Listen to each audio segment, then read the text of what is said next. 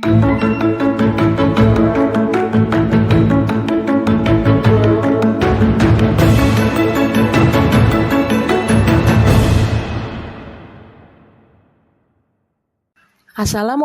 warahmatullahi wabarakatuh. Saya Sulistioningsi, CGP Angkatan 11 dari Kabupaten Bogor. Saya mengajar di SMK Farmasi Bakti Kencana. Ini adalah tugas ruang kolaborasi modul 2.3 mengenai coaching untuk supervisi akademik. Adapun tugas di ruang kolaborasi ini adalah kami sesama CGP melakukan praktik percakapan coaching. Ini adalah fasilitator saya yang bernama Ibu Suci Mustika Hati MPD dan pengajar praktik saya yaitu Bapak Ande Sofiani SEMM.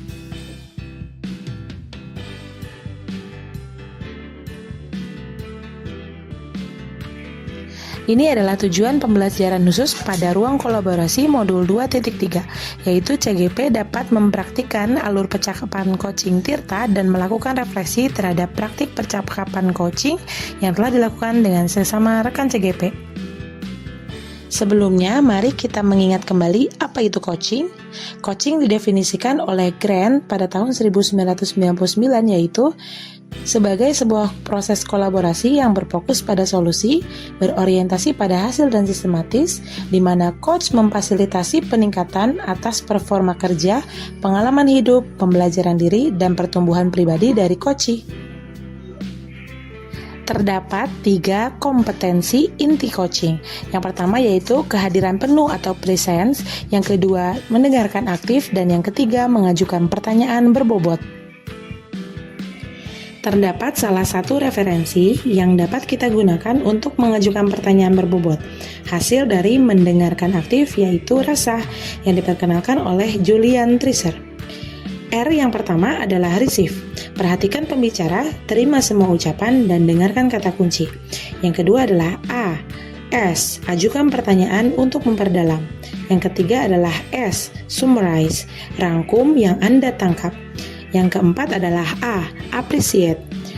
Beri sinyal Anda mendengarkan oke, ya, mengganggu, ataupun kontak mata. Selanjutnya adalah alur percakapan Tirta dalam coaching. Dalam ruang kemerdekaan belajar, proses coaching juga merupakan proses untuk mengaktifasi kerja otak coach dan coachee. Pertanyaan-pertanyaan reflektif dapat membuat coachee melakukan metakognisi dan juga mendorong coachee berpikir secara kritis dan mendalam yang bermuara pada coachee dapat menemukan kekuatan diri dan potensinya untuk terus dikembangkan secara berkesinambungan atau menjadi seorang pembelajar sepanjang hayat. Acuan umum sebuah alur percakapan coaching yang akan membantu peran coach dalam membuat percakapan coaching menjadi efektif dan juga bermakna yaitu alur Tirta. Yang pertama tujuan, yang kedua identifikasi, yang ketiga rencana aksi, yang keempat tanggung jawab. Keempat alur ini memenuhi alur percakapan coaching yaitu Tirta. Praktik percakapan coaching dengan alur Tirta. Di sini, coachnya yaitu Sulistioningsi atau saya sendiri, dan coachee adalah rekan CGP saya yaitu Ibu Lidiawati. Berikut adalah dokumentasi dari praktik percakapan coaching dengan alur Tirta. Assalamualaikum Bu Sulis. Waalaikumsalam Bu Lidia.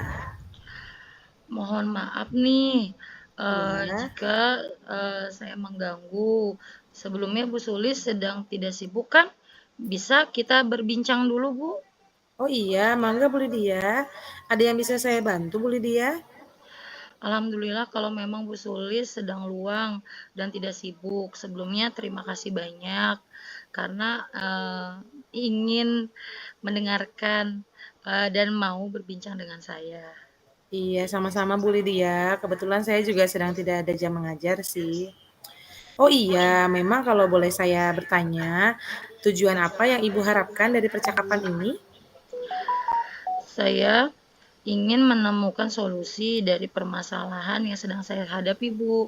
Saya berharap setelah saya berbincang atau bercerita dengan Ibu, saya akan mendapatkan gambaran mengenai solusi dari permasalahan saya ini. Oh iya, Bu Lydia silahkan. Memangnya Bu Lydia sedang ada masalah apa, Ibu? Jadi begini Bu, Hmm? kebetulan sudah sering beberapa kali ada satu orang murid yang Bu Sulis juga pasti kenal, Mm-mm. yang kita ketahui namanya Rangga di kelas 12. Oh Nah, iya. ini sering sekali menghilang dalam pembelajaran saya. Oh, menghilang? Iya, di kelas dia tidak mengikuti. Bahkan saya sudah Hmm. meminta temannya untuk mencari juga tidak tahu. Oh gitu. Seperti itu. Jadi saya bingung, Bu Sulis. Oh iya, Bu Lydia ya. Baik Ibu, Ibu menyampaikan bahwa ada satu anak bernama Rangga ya Bu ya, kelas Betul. 12 tidak mengikuti pembelajaran di kelas Ibu ya. Tapi sebelumnya itu masuk ada Bu di pelajaran sebelumnya? Nah, itu kebetulan pembelajaran lain dia hadir, Bu, ada.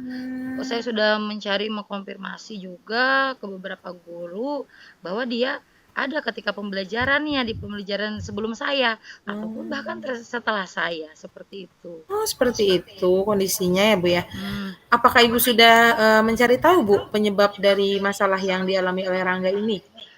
kebetulan sudah Bu, saya sudah menanyakan temannya, mencari informasi dengan teman dekatnya Mhm. sebangkunya. Bahkan saya juga sudah memanggil Rangganya sendiri. Nah, Mhm. tetapi jujur Bu, belum menemukan solusi. Bahkan temannya berpendapat Hmm. dominan Rangga ini anaknya individual dan lebih ke Oh. tertutup atau introvert Oh, seperti iya itu. iya. Baik, Ibu. Lalu dari pengamatan yang, mungkin Ibu lakukan ya mengenai masalah ini, apakah ada hal-hal yang Ibu ketahui dari pengamatan yang sudah Ibu lakukan?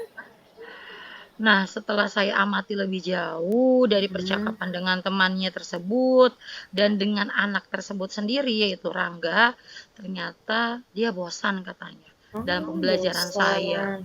Iya Iya, iya sehingga iya. dia eh, sengaja memang tidak mengikuti pembelajaran saya dan keluar meninggalkan kelas begitu saja, Bu. Wah, Masya Allah ya ini Rangga ya. Nah, dengan kondisi itu Ibu kira-kira bagaimana kondisi ideal nih menurut Bu Lydia, yang Bu Lydia harapkan ada pada Rangga ini sendiri? Baik Bu Sulis, tentu saja saya sangat berharap Rangga ini seperti murid-murid yang lainnya, seperti temannya ketika di kelas dalam pembelajaran Mhm. saya bisa mengikuti dan menyimak dengan Mmm, seksama secara baik. Karena kebetulan kan kelas 12, saya iya. khawatir Rangga takut tertinggal pembelajarannya. Iya, betul sekali ya, Bu, ya. Kalau, sering tidak masuk kelas ya pasti akan tertinggal ya dan Rangga sendiri yang akan kesulitan, seperti itu. Kalau Benar. begitu Bu Lydia, apakah, ada yang kira-kira bisa Bu Lydia lakukan untuk meningkatkan entah itu semangat atau minatnya Rangga untuk belajar di mata pelajaran Ibu? Nah, berdasarkan pengamatan setelah saya melihat ya Bu Sulis, Ya? ternyata memang saya di kelas mungkin dominan masih ceramah. Oh, Makanya jadi Rangga juga bosan dan jarang sekali melibatkan murid secara langsung. mhm. Meskipun jujur, saya juga pernah melakukannya, melakukan beberapa variasi dalam pembelajaran yang saya terapkan di kelas. Nah, oleh karena itu, eee, mungkin ke depannya saya akan menerapkan hal itu lebih konsisten seperti Mmm, memakai mode pembelajaran, metode, atau strategi lain yang membuat anak menjadi lebih tertarik ketika belajar di kelas dan menyimak pembelajaran saya. Dan lebih berinovasi juga gitu, serta pembelajaran yang menyenangkan. Mungkin salah satunya saya juga pernah dulu menerapkan dengan ice breaking mhm dan mhm. melakukan refleksi pembelajaran untuk perbaikan setiap pembelajaran yang saya lakukan. Seperti itu. Oke, baik Bu Lydia, luar biasa ya. Lalu, mengenai hal-hal tersebut, adakah metode yang pernah Ibu lakukan ya, tadi juga Ibu sudah menyampaikan pernah tapi belum konsisten, Betul. nah mengenai hal itu, apakah, itu pernah berhasil Ibu lakukan di kelas? Nah, ada Bu, dan itu sangat berhasil sekali menarik simpati murid-murid. Bahkan murid-murid terlihat antusias dan lebih bersemangat ketika di jam pembelajaran saya. Salah satunya dalam penerapan ice breaking nih di sela-sela proses pembelajaran. Ternyata anak lebih aktif dan lebih fokus, apalagi ketika ice breaking-nya saya terapkan dalam pembelajaran konsep-konsep yang kita akan pelajari. Anak-anak jadi lebih tertarik, bahkan apabila saya menerapkannya dalam bentuk games begitu, Bu. Oh, Masya Allah Bu Lydia ya. Jadi ice breaking-nya dikaitkan dengan pembelajarannya ya Bu ya? Betul Iya, sekali, berarti Bu bisa Sulis. jadi refleksi juga ya Bu ya? Wah, Benar. luar biasa Bu Lydia. Lalu dengan hal itu, kalau kita rate nih ya Bu ya, kita rating, kita beri peringkat mulai dari angka 1 sampai dengan angka 10. Menurut Bu Lydia, berapa nih tingkat keberhasilan yang Ibu lakukan metode itu? Kalau menurut saya, secara umum untuk yang lain murid-murid dan teman Rangga ataupun Rangga sendiri, itu bisa rate-nya sendiri, tingkat keberhasilannya menarik dan meningkatkan motivasi belajar mereka, itu sampai 9 dari 10, Bu Ah, Sulis. Masya Allah Bu Lydia ya. Saat itu ya Bu ya, berarti mungkin bisa juga diterapkan nih kerangga ya. Baik Ibu, selanjutnya terkait dengan metode yang sudah Ibu laksanakan tadi, lalu juga dikaitkan dengan masalah yang dialami Ibu mengenai rangga ini, apa saja nih rencana yang kira-kira akan Ibu lakukan nanti dan juga bagaimana Ibu langkah-langkahnya? Oke, di sini kebetulan saya akan segera melakukannya, khususnya mengupgrade informasi mengenai pembelajaran-pembelajaran yang variatif dan inovatif yang membuat anak tertarik untuk mengikuti dan menyimak secara seksama di kelas dan melibatkan murid lebih jauh, Bu Sulis. Dengan saya juga mengikuti pelatihan-pelatihan untuk meningkatkan kompetensi diri saya dan mungkin juga saya melakukan literasi sendiri, belajar sendiri seperti itu, Bu Sulis. Masya Allah luar biasa Bu Lydia ya, rencana-rencana yang sudah dibuat berikut langkah-langkahnya. Baik Ibu, menurut Ibu siapa saja yang dapat membantu Ibu untuk membuat rencana tadi dan juga melaksanakannya nanti? Nah, menurut saya ini untuk keterlaksanaan rencana saya ini agar berhasil tentu sangat penting sekali saya memerlukan dukungan dari pihak-pihak terkait yaitu kepala sekolah, rekan-rekan sejawat saya yang memang mungkin mengajar di kelas yang sama, bahkan murid-murid saya dan teman-temannya Rangga sendiri serta orang tuanya. Seperti itu, Bu Sulis. Wah luar biasa ya Bu ya, butuh dukungan dari berbagai pihak. Baik Bu Lydia, menurut Ibu kira-kira berapa lama yang Ibu butuhkan waktu untuk melakukan rencana tersebut Ibu? Sepertinya tidak butuh waktu lama ya Bu Sulis, karena saya memang sudah pernah menerapkan meskipun memang masih jarang dan belum konsisten.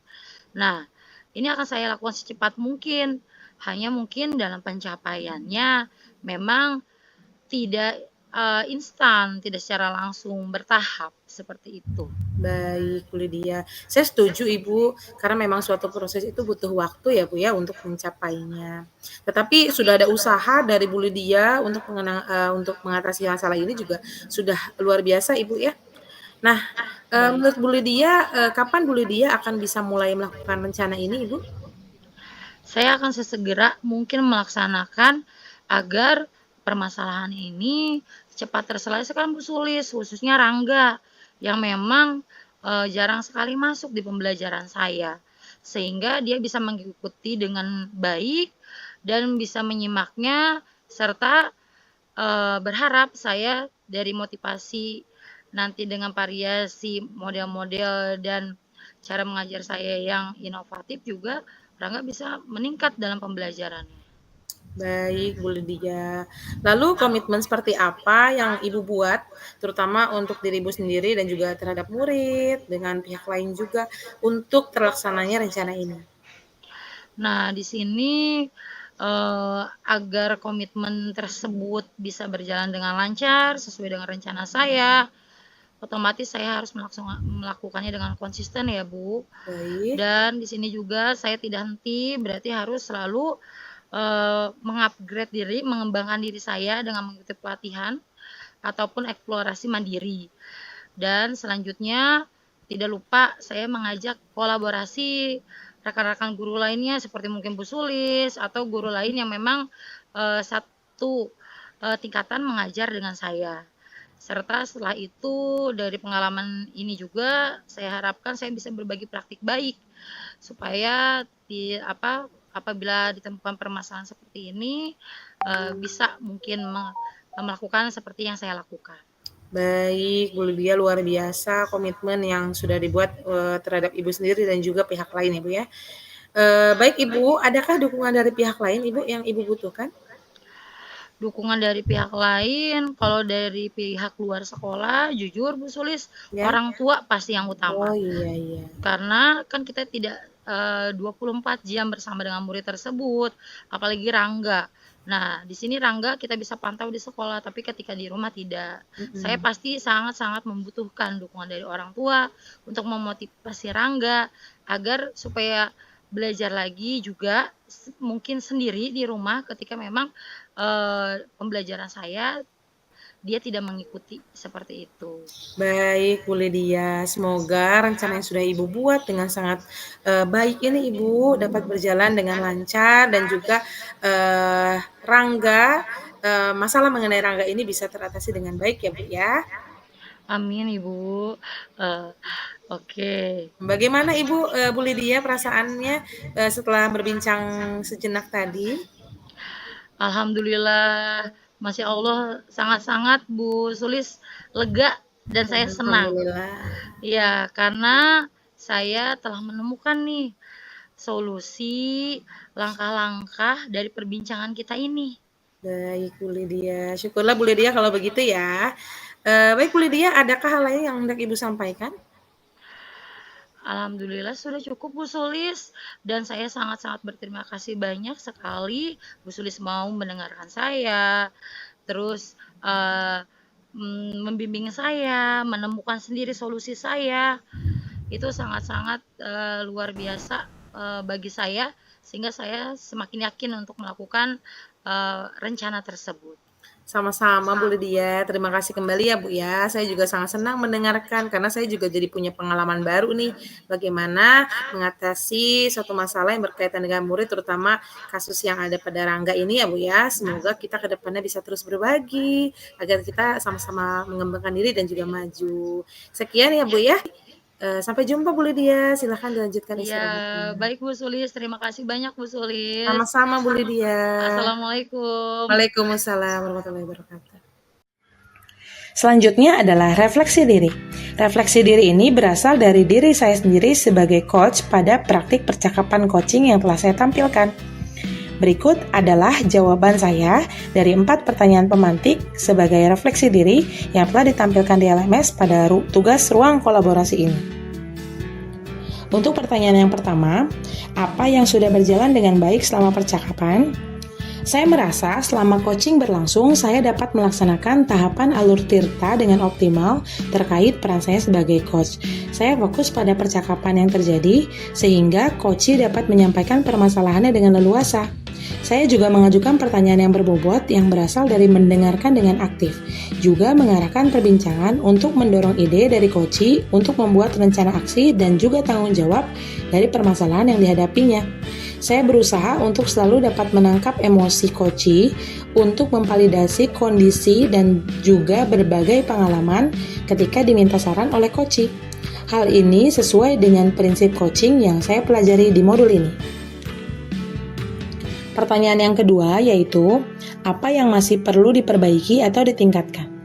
Adapun hal yang perlu saya tingkatkan lagi ke depannya adalah lebih sering melaksanakan praktik coaching. Ketika berperan menjadi coach atau coachee, saya harus tetap fokus, mindfulness, dan sebagai coach saya harus meningkatkan kemampuan untuk mendengarkan dengan aktif, menyimak dengan rasa, dan lebih belajar untuk dapat optimal dalam mengapresiasi dan juga merangkum hal apa saja yang perlu dicatat agar dapat dievaluasi ke depannya. Pertanyaan yang ketiga, apa yang saya lakukan untuk tetap dalam kondisi presence atau kehadiran penuh sebelum dan saat melakukan coaching? Adapun hal-hal yang saya lakukan agar tetap dalam kondisi presence atau kesadaran penuh ini, baik sebelum dan saat melakukan coaching adalah saya memastikan diri saya untuk mindfulness atau kesadaran penuh, agar saya dapat mengontrol diri saya dalam perbincangan bersama coach.